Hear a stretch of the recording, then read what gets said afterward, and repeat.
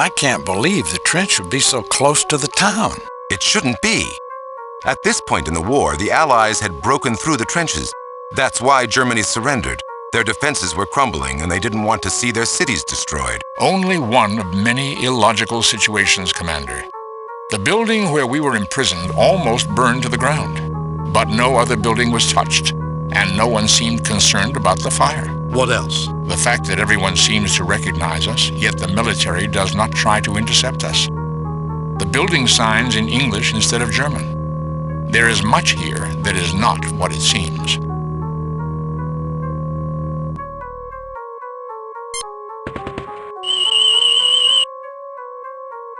Captain, another abnormally high reading emanating from an object in his pocket. A locket of some sort.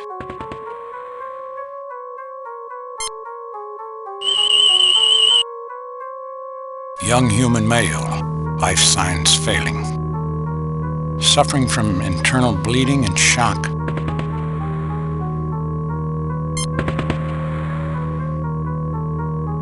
That's odd. I should be able to see immediate improvement in his injuries. But I have no response. That is because Trelane is interfering. This man is meant to be a dying soldier, whose presence provides drama for Trelane's production. He'll die. Logic suggests that Trelane will not allow him to die, except for dramatic effect. Given the inconsistencies I've noticed, it is probable that he may be kept alive indefinitely. Can you give him something for the pain, Doctor? Nothing I've done has any effect on him, Commander. Nothing to report in the west. What can you tell me about the war? I am a sentry. The others are dead. I think I am dying. Nothing to report in the west. What can you tell me about Trelane? I like to watch the airplanes fly overhead. The enemy watches them too, and I know we'll have a few minutes of peace. Nothing to report in the west. About your locket. You want my locket? But that's the only reminder of my girl. I'd rather lose my arm. We need it very badly. If we do something for you, would you give it to us? I have a letter to my girl. If you see that it is delivered, I'll give you my locket.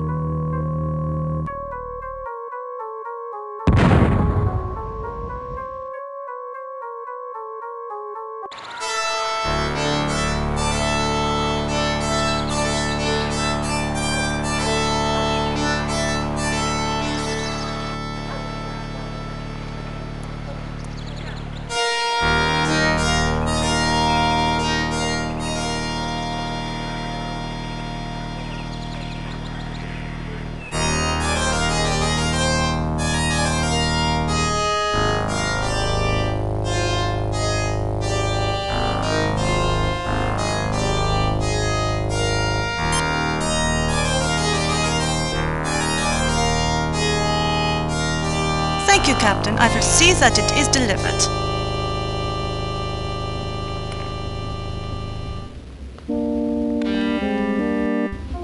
And what is the Bluffmeister up to this time? He doesn't bluff. He just complains about everything. I do not. If I did, I would have hit the ceiling with my last hand. You dared. You deal with it. There's no hand worse than the one you deal yourself.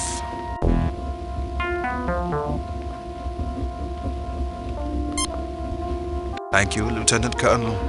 I cannot express my gratitude. If there is anything I can do for you, please let me know.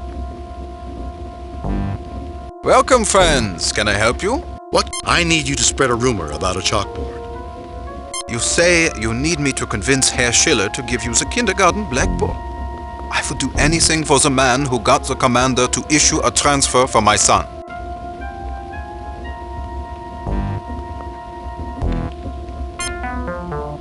Welcome to the game, Colonel. 3 hours later. My God! Where did you learn to play poker, Colonel? Starfleet Academy. We have enough money to purchase the clock, Captain. I suggest we do so without delay.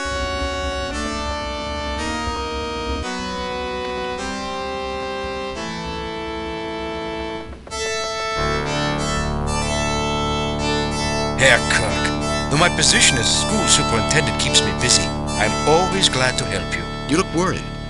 It wouldn't happen to be about the chalkboard by any chance. I have heard the most horrifying rumors about these boards. Do you think they are true? Absolutely. If you wish, I could dispose of the thing for you before anyone is harmed. I'd need a letter for Frau Hubbarding. Absolutely. Let me just take pen to paper. Take it when you want to destroy the vile thing.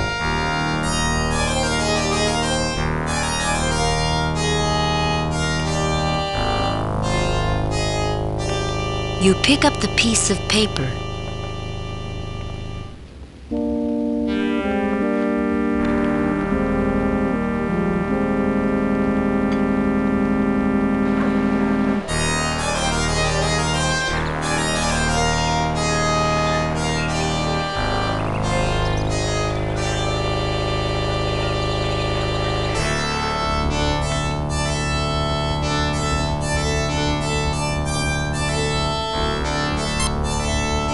That's just enough to buy this neat clock.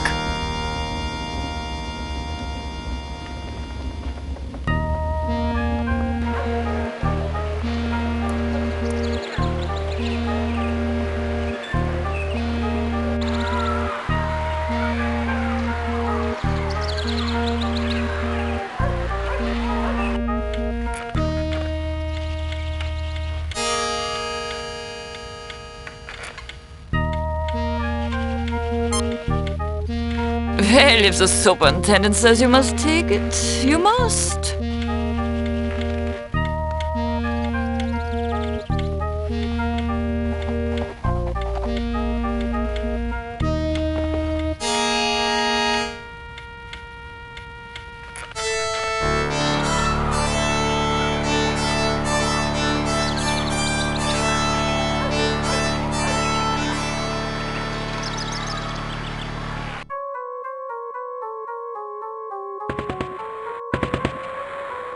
Nothing to report in the West. What can about that locket?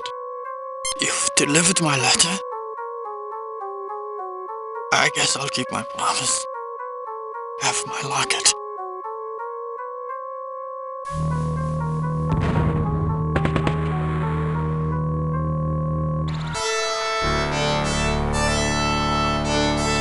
Just think of it, Captain. Only one security officer for you on this mission. It must be unusual to have so little protection. Don't try to... Do you always say things that are unbecoming a Starfleet officer? I don't know what you mean, sir.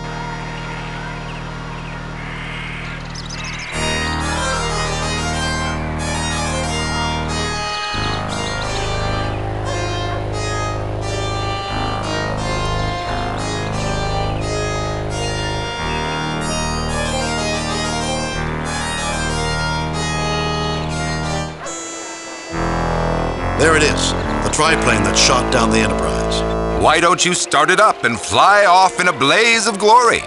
After all, you are James T. Kirk, the toast of Starfleet, the man who never loses. Mr. Ellis. What's the matter, Kirk? The truth hurts? You never let that get in the way of your ego before. We're all upset, Mr. Ellis, but these insults won't solve the thing. I don't believe in mincing my words, Captain. If you can't accept my honest opinion, too bad. Fine, but do yourself a favor and stay out of my way. Kirk, I'm going to be in your face so much that you're never going to forget what I look like. Commander, I know a treatment that has a good success rate at reducing excess aggressiveness. It's called reason.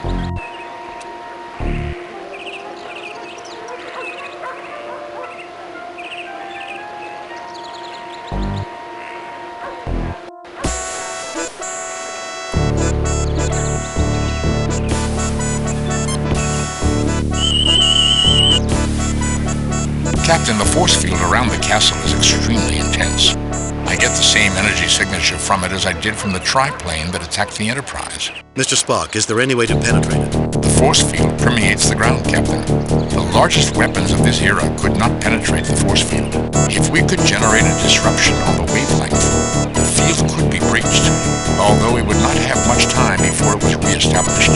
How could we generate such a disruption? By physically destroying other objects that resonate on that wavelength. Objects like the power objects that we have already